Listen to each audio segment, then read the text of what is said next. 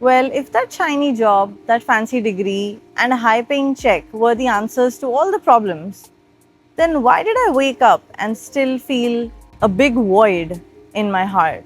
In my 5 years of living abroad, I think I have realized something about the American dream that nobody talks about, and it definitely wasn't something that my resume predicted. Stick around because by the end of this video, I am giving away 10 special offers to help you launch your career and life in the US. 5 years ago, I left New Delhi, packed 5 heavy bags, and left for the US to fulfill my Indian dream, go abroad, study hard, find a job, get a high paying check, and that's it.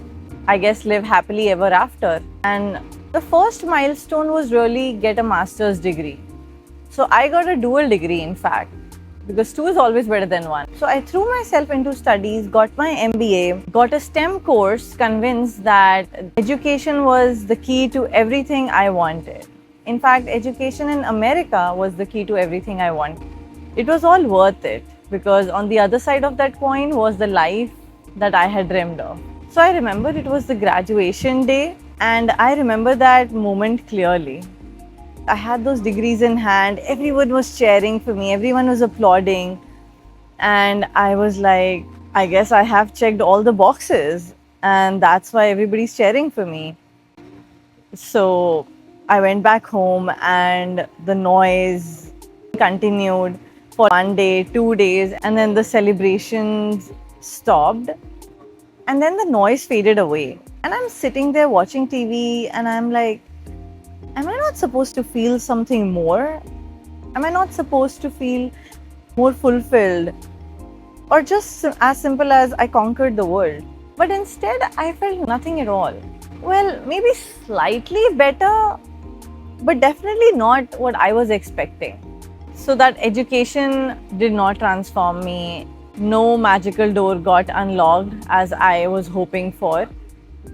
So I pushed down that disappointment and moved on to the next phase, finding a job. Maybe the real fulfillment comes from a career, not just getting a number of degrees. So now my resume is looking spick and span, and my LinkedIn profile looks awesome, and I finally land a job in a fancy place. Of course, I won't argue that the first offer letter is very special. Your first paycheck is very special. It's, I think, one of the most memorable moments in one's life and really helps you make those external validations that, yes, I did it. Then the work started for me, and yes, I was really enjoying making new friends, enjoying the culture, learning new things. And of course, that money is flowing in. You're ready to purchase all the things that you always wanted. But one day, I get up and I'm like, this is an awful job. I cannot be working 12 to 14 hours every day, and this is just not for me. And I need to quit this. Maybe that does not happen with everyone, but it did happen for me. So I found another job, and I'm telling myself, this one is going to be so much better. I'm going to be a better person. This is definitely going to be a better company culture. This will be more aligned with my values, make me who I want to be. This is closer to my purpose, and definitely no more grinding overtime. So in a sense, all of that did come true for me. It was definitely better than the previous job, but again, it didn't make me feel maybe nothing like what I was looking for, and I didn't feel as valuable in my contributions from day to day, and I started getting exhausted from the travel and everything. So again, it didn't seem like a good fit for me. So I identified that the same pattern is emerging for me. Initial excitement, gradual deflation, the creeping realization that the external circumstances were not the problem. Rather, I was the problem. Or rather, my entire approach was the problem. This whole time, I was trying to find internal realization, fulfillment through external validation from someone else. I'm looking for happiness outside me, in a job, in a paycheck, in a country. I was letting society's definition of success override my own. And my inner compass is trying to tell me it's pointing in a totally different direction.